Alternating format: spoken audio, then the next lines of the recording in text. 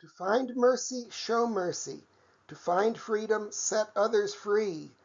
In just the same way that showing love toward those who hate me is acting like my Heavenly Father does, being supernatural, so being kind toward evil people and merciful toward all who need mercy is also showing God in my life. But love your enemies and do good and lend, expecting nothing back, and your reward will be great, and you will be children of the Most High, for he is kind toward the unthankful and evil. Therefore be merciful, even as your Father is also merciful. Luke 6:35 and 36. I am told to be merciful as the Father is merciful, and the word is emphasized in the original. Merciful is one of the things that characterizes God, one of the things God is. The Father is always showing us his love and compassion. He experiences deep pity and grieves for his people who look to him in difficult situations. He came to earth as one of us, fully human, and so has felt all of the pains and griefs we feel and empathizes with us. He is always ready to alleviate our suffering. Here Jesus tells me I am to be merciful, not just show mercy on occasion, but be merciful as a way of life. Not only that, but I am also to be merciful in the same way the Father is merciful. I am to love others and be compassionate toward them, empathize with them, and always be ready to help them in their suffering. I should not turn away any as unworthy of my mercy, because the Father did not turn away from me, but had mercy on me even when I was still his enemy. Therefore be merciful, even as your Father is also merciful. Don't judge, and you won't be judged. Don't condemn, and you won't be condemned. Set free, and you will be set free. Luke 6:36 and 37. Here I am told not only to be like God in my love, goodness, generosity, and mercy, but to leave judgment and condemnation to God only. A time is coming when God will judge the unrepentant for their sins, but I am not to judge others. If I leave judgment to God, I won't be judged. The word judge here is quite broad. It can be used of merely making a choice, of bringing someone to trial, or of entering judgment against them. And it is true that I often have to decide to make a judgment in exactly this sense between things or courses of action that are right or wrong. Often this involves a choice to follow or not follow the example or the wishes of others, and it sometimes requires opposing things other people are doing.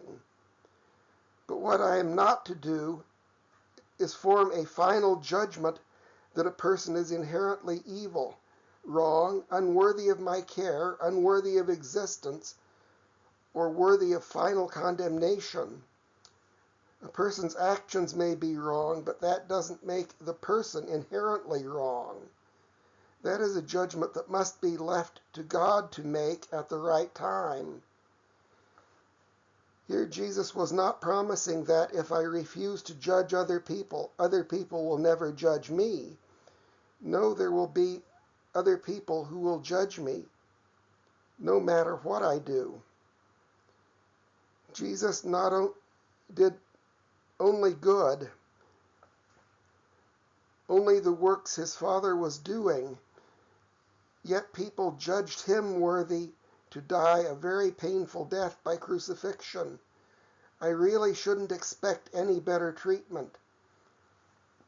But if I show the love and mercy of God by refusing to judge others, leaving all judgment to God to enter at the right time, God will also not enter into judgment with me. He will continue to show me his mercy. I am also told that I am not to condemn others. This is a stronger word which means literally to call down, kata, judgment on someone, to hand down a judgment of guilt and condemnation the same way a judge would. The picture formed by this word is that I am placing myself above the person I am judging and sending down on their heads a judgment from on high, where I have placed myself. I am presuming to be a god over them. I have no right to hand down judgments of condemnation on other people. If I condemn other people, judging them unworthy of existence and so treating them as unworthy of my love and mercy, then I should expect that others will also condemn me. They will also presume to be gods over me. I should also expect that the Father will apply the same judgment to me that I apply in condemning others. But if I refuse to hand down a judgment of condemnation on others, and therefore do not withhold my love from them, I will also not receive a judgment of condemnation from the Father. These verses do not appear to make any exceptions for people I believe to be particularly wicked, much viler than others, nor for people who have hurt a lot of other people, nor even for people who have hurt me particularly badly. I must refuse to judge them. I must refuse to hand down against them a judgment of condemnation that finds them unworthy of existence or of my love and mercy. I am to be merciful as my Heavenly Father is merciful, loving me as awful as I am. Set free, and you will be set free. Here is the key. I can be set free only by setting others free. The verb used here is often translated forgive, even in other translations of this verse. But its primary meaning is to release, send away, set free. And that is exactly what forgiveness is. I release you from the judgment of condemnation I held against you. Send away the offense and set you, actually both of us, free for me to show love and mercy to you and for you to receive it from me. This is the only way freedom can be found. As long as I am holding you in bondage, I am also in bondage. When I release you, I am also released. Once again, this verse seems to provide no exceptions for people I judge unusually worthy to be kept in chains, or for people who have hurt me particularly badly.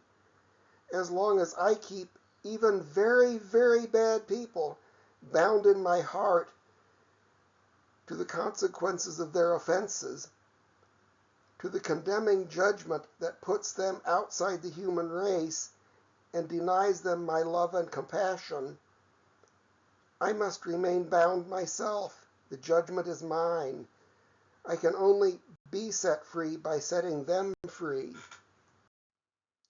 Give, and it will be given to you. Good measure, pressed down, shaken together, and running over, will be given to you. For with the same measure you measure, it will be measured back to you. Luke 6:38. The conclusion of this section is really very simple. I will receive back in the same measure, using the same standard as what I give to others, and I will receive more of it than I have given. If I am handing out harsh judgment and condemnation to those around me, I will also receive harsh judgment and condemnation from them, and that in a greater measure than I am using. And as was said in an earlier installment, if I am holding grudges, holding others' sins against them, refusing to forgive and love those who have hurt me, I will experience all of the torture that goes with being held strictly accountable for my own sins, both by God and by others. But if I am living a life of the love given to me by my Father, and giving out His mercy, forgiveness, and freedom, I will receive back love, mercy, forgiveness, and freedom in a greater measure than what I have given out. I may not be shown the Father's grace, mercy, and freedom through the same people as I have given grace, mercy, and freedom. These people may remain my enemies and continue to ignore, harshly judge, or even mistreat and persecute me. And I may not see my reward today, but if I am living in God's love, I will surely ultimately receive back, both from others and directly from the Father, much more good than I have given. And that is my hope. In my present circumstances, it is my only hope.